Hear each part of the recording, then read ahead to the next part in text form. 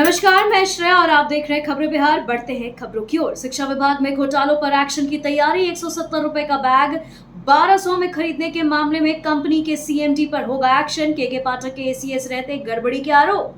JDU MLC Sanjeev Kumar Singh ने के पाठक के शिक्षा विभाग का एसीएस रहते स्कूल बैग और अन्य सामानों की खरीदों में घोटाले का आरोप लगाया था। उन्होंने कहा था कि के पाठक के एसीएस रहते शिक्षा विभाग में भारी वित्तीय अनियमितता हुई है। जांच के लिए उन्होंने हाई लेवल कमेटी बनाने की मांग सरकार से की थी, जिस पर शिक्षा मंत्री सुनील कुमार ने जांच कराने की बात कही थी। अनियमितता की बात सामने आई है, उस पर एक्शन होगा। कई जिलों में कार्रवाई की अनुशंसा की गई है। वहीं सभी जिलों की डीएम को कार्रवाई करने का निर्देश भी दिया गया है और अब इस मामले में शिक्षा विभाग ने कार्रवाई शुरू कर दी है। पीएम मोदी ने किया बिहार और बिहारियों की मांग पूरा। बोले चिराग पासवान, आरजेडी और कांग्रेस नहीं चाहते हैं विकास। चिराग पासवान ने कहा कि जो बिहार और बिहारी की मांग थी उसको प्रधानमंत्री नरेंद्र मोदी की तरफ से सुना गया है। बिहार में सड़क चाहिए थी और उसके लिए काम किया गया है। बिहार में पढ़ाई के लिए केंद्र सरकार ने पैसे दिए हैं, रेल परियोजना के लिए पैसे दिए गए हैं, मेडिकल के लिए भी पैसे दिए गए हैं, आर्थिक मदद की भी बातें कही गई हैं। वहीं इसके बावजूद यदि राजद या कांग्रेस को कोई ऐतराज है तो फिर मुझे यही कहना है कि वही लोग हैं जो कभी बिहार का विकास नहीं चाहते हैं। यह लोग बस हंगामा करना और जनता को गुमराह करना चाहते हैं। अखिलेश यादव का बड़ा दांव। इस नेता को बनाया विधानसभा में विपक्ष का नेता। बीजेपी से नाराज समाज को साधने की कोशिश। उत्तर प्रदेश बीजेपी में मचे घमासान के बीच समाजवादी पार्टी में बड़ा उलटफेर हो गया है। पार्टी के चीफ अखिलेश यादव ने बड़ा बदलाव करते हुए पूर्व स्पीकर माता प्रसाद पांडेय को समाजवादी पार्टी के विधायक दल का नेता बना दिया है। बता दें कि सर्वसम्मति से माता प्रसाद पांडेय को विधायक दल का नेता चुना गया है। वहीं माता प्रसाद यूपी विधानसभा के स्पीकर रह चुके हैं और सिद्धार्थनगर के इटावा सीट से विधायक हैं। माता प्रसाद समाजवादी पार्टी के अनुभवी नेताओं में से एक है और उत्तर प्रदेश की राजनीति में एक कद्दावर नेता की पहचान रखते हैं। जात पात में नहीं, काम करने में रखते हैं विश्वास। अध्यक्ष बनते ही एक्शन मोड में आए दिलीप जायसवाल। कहा 3 अगस्त से शुरू करेंगे यह काम। बिहार भाजपा के नेता और नीतीश कैबिनेट में मंत्री डॉक्टर दिलीप कुमार जायसवाल बिहार भाजपा के प्रदेश अध्यक्ष बनते ही एक्शन मोड में आ गए हैं। भाजपा नेता ने कहा कि वो भाजपा के छोटे से बड़े सभी कार्यकर्ताओं को सम्मान दिलाएंगे। वो जात पात और वर्ग भेद से परे होकर काम करने में विश्वास रखते हैं। इसके आगे आगामी विधानसभा चुनाव को लेकर उन्होंने कहा कि एनडीए के सभी दलों से बेहतर संवाद स्थापित कर गठबंधन को मजबूत बनाएंगे। उन्होंने 2025 में नीतीश कुमार के नेतृत्व में चुनाव लड़ने की बात बताई है। बीजेपी मुख्यालय में मुख्यमंत्री परिषद की हुई बैठक। 2 दिवसीय बैठक में पीएम मोदी और शाह रहे मौजूद।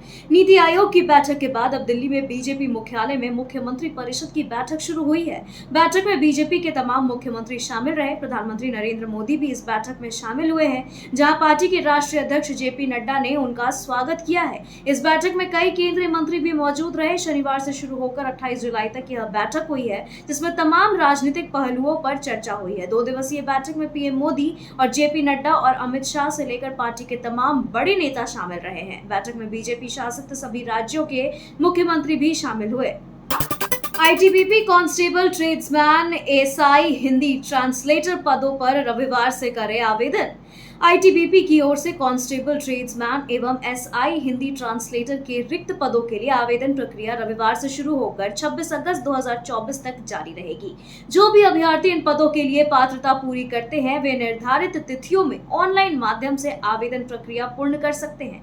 फॉर्म भरने से पहले पात्रता की जाँच अवश्य कर ले। ऑफिशियल वेबसाइट recruitment.itbpolice.nic.in पर जाकर आवेदन प्रक्रिया पूर्ण कर सकते हैं। एसएससी स्टेनोग्राफर ग्रेड सी एवं डी पदों के लिए आवेदन शुरू। 12वीं पास कर सकते हैं अप्लाई।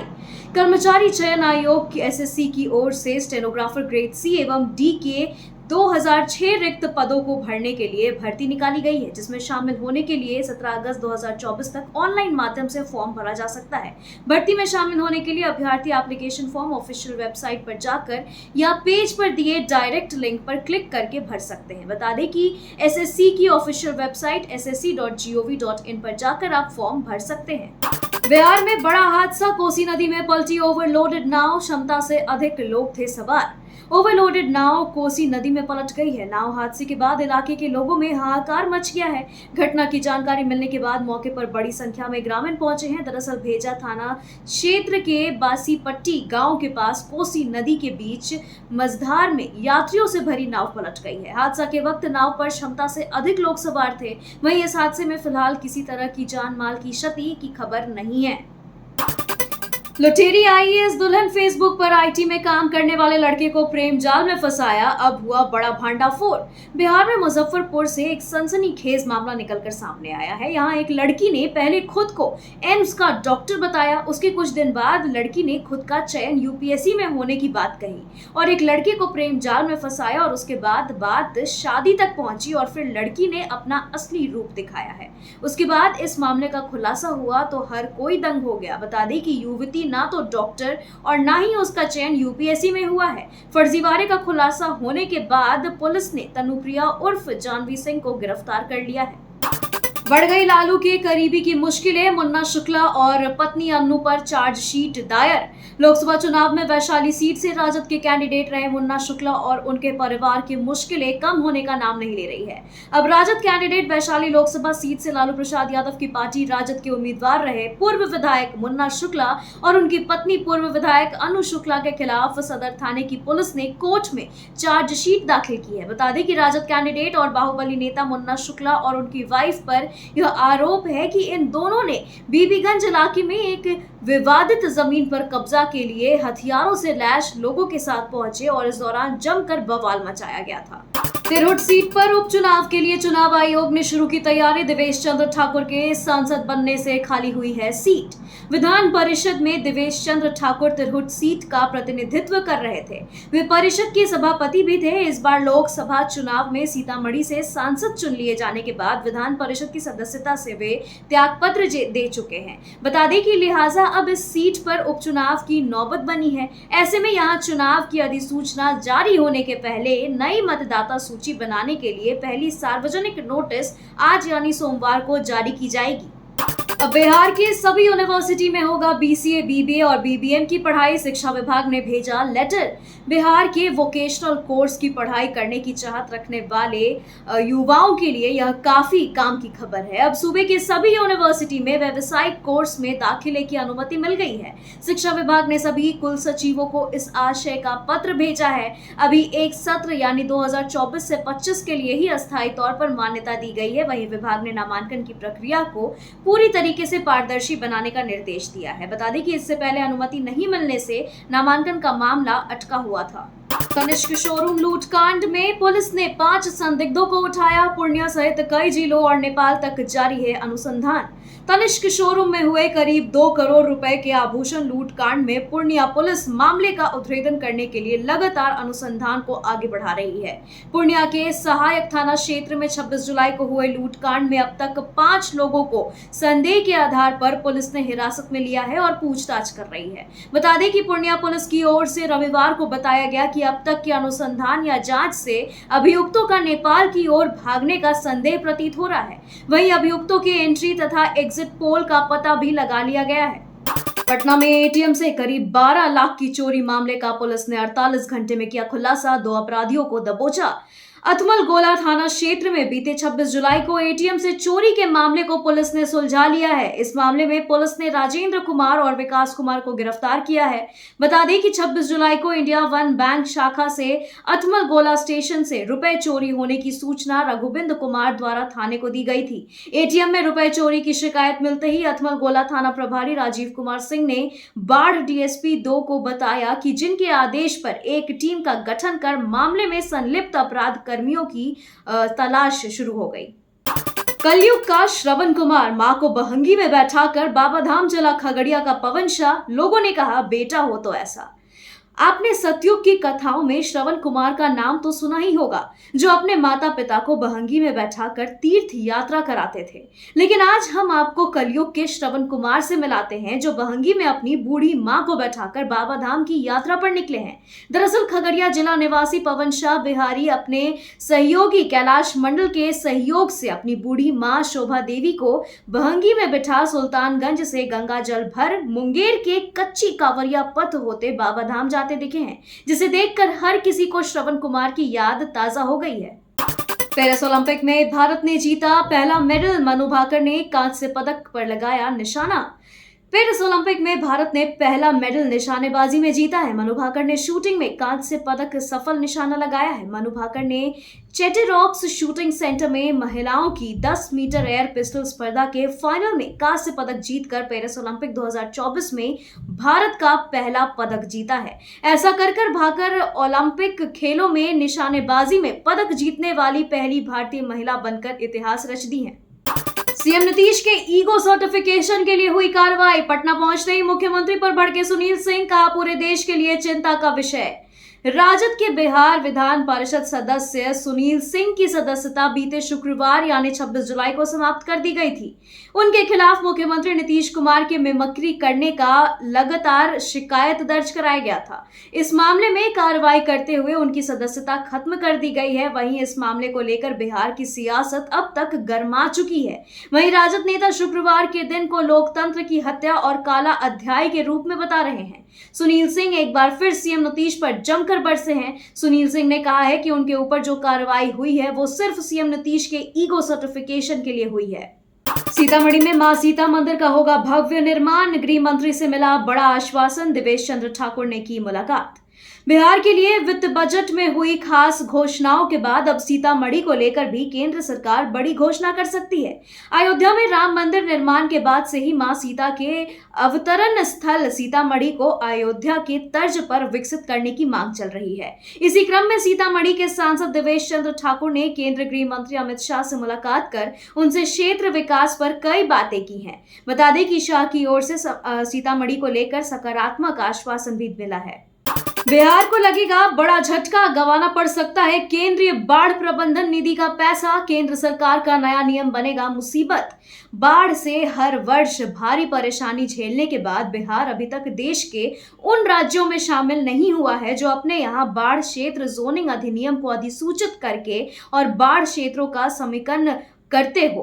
ऐसे में अब केंद्र सरकार भी राज्यों से सख्ती से पेश आना चाहती है। इसमें राज्य अगर केंद्रीय बाढ़ प्रबंधन निधि का उपयोग करना चाहते हैं तो उन्हें बाढ़ क्षेत्र जोनिंग कानून को लागू करना अनिवार्य हो सकता है। अभी तक देश के सिर्फ 4 राज्यों यानी मणिपुर, राजस्थान, उत्तराखंड और पूर्ववर्ती जम्मू और कश्मीर ने भी इस कानून का अनुपालन किया है। बिहार को शर्मसार करने वाली व्यवस्था, नीतीश राज में पेड़ के नीचे टेंट में भीड़ जुटाकर हो रही स्नातक परीक्षा, रोहिणी ने फोटो दिखाकर घेरा। शनिवार को छपरा के प्रभुनाथ महाविद्यालय परसा परीक्षा केंद्र में स्नातक सीबीएसई सत्र 2023 से 27 से प्रथम सेमेस्टर की परीक्षा का आयोजन किया गया था। लेकिन परीक्षा का आयोजन ऐसे किया गया था जिसे देखकर लग रहा था कि वहां सामूहिक भोज चल रहा है। हम ऐसा इसलिए कह रहे हैं क्योंकि मल्टी डिसिप्लिनरी कोर्स यानी एमडीसी की परीक्षा में प्रभुनाथ महाविद्यालय परसा परीक्षा केंद्र में परीक्षार्थियों की चिलचिलाती धूप में टेंट के नीचे एवं पेड़ के नीचे कुर्सी टेबल लगाकर भोज की तरह परीक्षा ली गई है। इसके अलावा बरामदे, सीढ़ी घर के नीचे जिसे जहां जगह मिली वो वहां बैठकर परीक्षा दिया। राजद सुप्रीमो लालू यादव की बेटी रोहिणी आचार्य ने ट्वीट कर इस मामले में बिहार सरकार पर बड़ा हमला बोला है।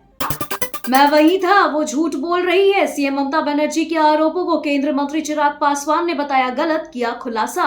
केंद्रीय मंत्री चिराग पासवान दिल्ली से आज पटना लौटे हैं। वहीं पटना एयरपोर्ट पर चिराग ने मीडिया कर्मियों से बातचीत की। इस दौरान उन्होंने बजट सहित विपक्ष के द्वारा लगाए जा रहे कई आरोपों को लेकर खुलकर बात किया है। इस दौरान चिराग पासवान ने पश्चिम बंगाल की सीएम ममता बनर्जी के आरोपों को खारिज करते हुए कहा कि वो झूठ बोल रही है। दरअसल बीते दिन राजधानी दिल्ली में नीति आयोग की बैठक पीएम मोदी की अध्यक्षता में हुई है और इस बैठक में ममता बनर्जी ने अपनी बातों को न रखने देने का आरोप लगाते हुए बीच में बैठक से बाहर चली आई थी।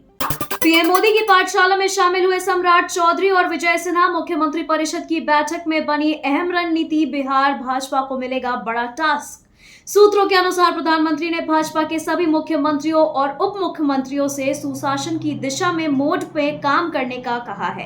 वहीं राज्यों से कहा गया है कि सरकार की निरंतरता कायम है और वह चुनाव नतीजे को लेकर हैरान न हो। समग्र आंकड़े हमारी बढ़त के हैं और कुछ सीटों के कम होने के बावजूद हम देश भर में आगे बढ़े हैं, इसलिए हताश होने की कोई जरूरत नहीं है, बल्कि ज्यादा उत्साह से जनता के विश्वास पर खड़ा उतरना है। पहले दिन की बैठक करीब 3 घंटे चली थी। वहीं दूसरे दौर की बैठक में भी कई अहम मुद्दों पर चर्चा हुई है।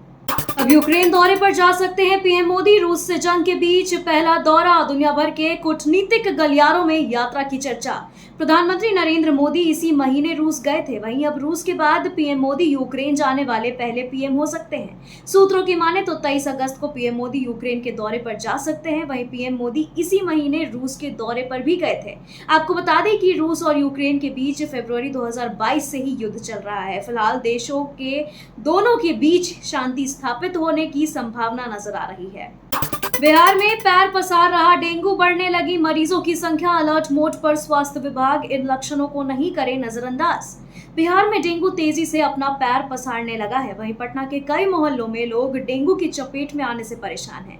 बरसात शुरू होते ही डेंगू का प्रकोप शुरू हो जाता है। पटना में ही 5 नए डेंगू के मरीज मिले हैं। तो वैशाली और जहानाबाद की अगर बात करें तो डेंगू से डंक से लोग परेशान हो चुके हैं। वहीं यहाँ भी एक मरीज मिला है। बिहार में अब तक डेंगू के कुल 200 से अधिक मरीज मिले हैं। मुजफ्फरपुर के किराना दुकान में शॉर्ट सर्किट के कारण लगी आग, सारा सामान जलकर हुआ राख, मची अफरा तफरी। मुजफ्फरपुर में उस समय हड़कंप मच गया जब अचानक शॉर्ट सर्किट के कारण एक बड़ा किराना दुकान में भीषण आग लग गई। जब तक लोग कुछ समझ पाते तब तक आग ने देखते ही देखते पूरे बिल्डिंग को अपने चपेट में ले लिया। गनीमत ये रही कि सूचना मिलते ही तत्काल मौके पर अग्निशमन विभाग की टीम पहुंची और दुकान के ऊपर घर में फंसे लोगों को रेस्क्यू किया गया और उन्हें बाहर निकाला गया, नहीं तो फिर बड़ा हादसा हो सकता था। खबरों के सिलसिलों में फिलहाल इतना ही। बने रहे खबरें बिहार के साथ। नमस्कार।